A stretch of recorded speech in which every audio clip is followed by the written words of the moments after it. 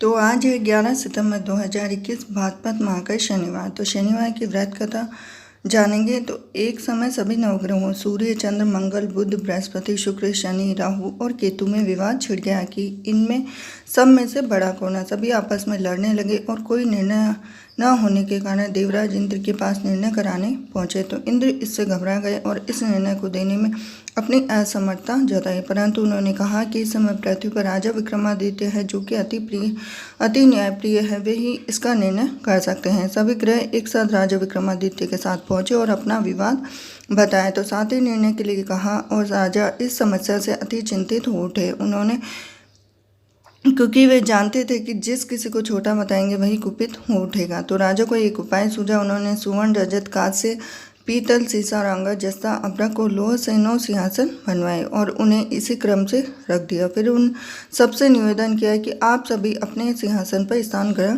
करें। जो अंतिम सिंहासन पर बैठेगा वही सबसे छोटा होगा। अब लोह सिंहासन सबसे बाद में होने के कारण शनिदेव सबसे बाद में बैठे, तो वही सबसे छोटे कहलाए। उन्होंने सोचा कि राजा ने यह जानबूझकर कर दिया है। उन्होंने कुपित होकर राजा से कहा कि राजा, तू मुझे नहीं जानता। सूर्य एक महीने में एक राशि में 1 महीना, चंद्रमा 2.25 महीना 2 दिन और मंगल 1.5 महीना, बृहस्पति 13 महीने और बुध और शुक्र 1-1 महीने विचरण करते हैं, परंतु मैं 2.5 से 7.5 साल का रहता हूँ। बड़े बड़ों को मैंने विनाश किया है। श्री राम की 7.5 आई तो उन्हें वनवास हो गया और रावण के आने पर उसकी लंका को बंदरों की सेना ने परास्त कर दिया। अब तुम सावधान रहना। ऐसा कहकर कुपित होते हुए शनिदेव वहां से चले और अन्य देवता खुशी खुशी चले गए। कुछ समय बाद राजा की 7.5 आई। तब शनिदेव घोड़ों के सौदागर बनकर वहां आए तो उनके साथ कई बढ़िया घोड़े थे। राजा ने यह समाचार सुन अपने अश्वपालों को अच्छे घोड़े खरीदने की आज्ञा दी। उसने कई अच्छे घोड़े खरीदे। एक सर्वोत्तम घोड़े को राजा को सवारी हेतु दिया। राजा जो ही उस पर बैठा तो घोड़ा सर पर वन की ओर भागा। भीषण वन में पहुंच वह अंतर्ध्यान हो गया और राजा भूखा प्यासा भटकता रहा। तब एक ग्वाले ने उसे पानी पिलाया और राजा ने प्रसन्न होकर उसे अपनी अंगूठी दे दी। अब वह अंगूठी देकर राजा नगर को चल दिया और उसका अपना नाम उज्जैन निवासी बीका बताया। वहाँ एक सेठ की दुकान उसने जल इत्यादि पिया और कुछ विश्राम भी किया। भाग्यवश उस दिन सेठ की बहुत ज़्यादा बिक्री हुई तो सेठ उसे खाना इत्यादि कराने खुश होकर अपने साथ घर ले गया। वहाँ उसने एक खूंटी पर देखा कि एक हार टंगा है जिसे खूंटी निकल रही है। थोड़ी देर में पूरा हार गायब था। तब सेठ ने आने पर देखा कि हार गायब हो गया। उसने समझा कि बीका ने ही उसे चुराया है। उसने बीका को कोतवाल के पास पहुंचा दिया और फिर राजा ने उसे चोर समझकर उसके हाथ पैर कटवा दिए। वह चौरंगे बन गया और नगर के बाहर फिकवा दिए गए। तो एक तेली के निकल रहा था तो उसने दया आई। उसने अपनी गाड़ी में बिठा लिया और जीप से बैलों को हाँकने लगा। तब उस काल में राजा की शनि दशा समाप्त हो गई। वर्षा काल आने पर मल्हार गाने लगा।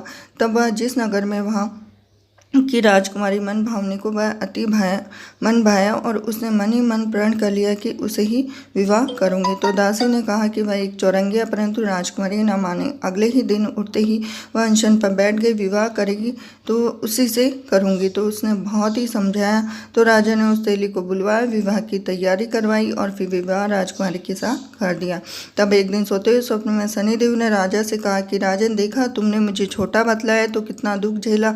तब राजा ने उससे क्षमा मांगी और प्रार्थना की कि हे शनिदेव, जैसा दुख मुझे दिया किसी को ना देना।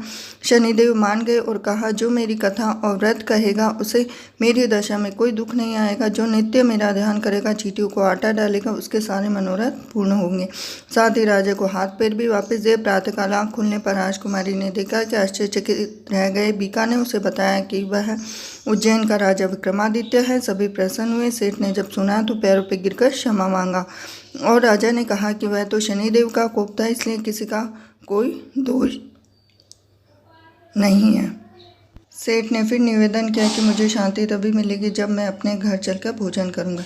तो सेठ ने अपने घर नाना प्रकार के व्यंजनों से राजा का सत्कार किया। साथ ही सबने देखा कि जो खूंटी हार निकल गई थी उसे वापस उगल दिया। सेठ ने बहुत सारी मोहरें देकर राजा का धन्यवाद किया और अपनी कन्या शिखवरी से पाणी ग्रहण का निवेदन किया। तो राजा ने सहज स्वीकार कर लिया और इस तरह से और कुछ समय पश्चात ही दोनों रानियां मन भावने शिखवरी को बहुत सारा धन दहेज देकर उज्जैन नगरी को चले गए। वहां पूर्ववासियों ने सीमा पर ही उनका स्वागत किया और तभी से ही शनिदेव को सबसे छोटा बताया और शनिदेव की पूजा और कथा नियमित होने लगी। सारी प्रजा ने बहुत ही खुशी और आनंद के साथ समय बिताया। तो व्रत के दिन इस कथा को अवश्य पढ़ना चाहिए। तो अगर कथा अधूरी हो तो पूरी करना, पूरी हो तो इसका मान रखना। तो वीडियो पसंद आया तो वीडियो को लाइक कीजिए, चैनल को सब्सक्राइब कीजिए, बेल आइकन बटन दबा दीजिए। तो मिलती हूँ नेक्स्ट वीडियो में। हरे कृष्ण।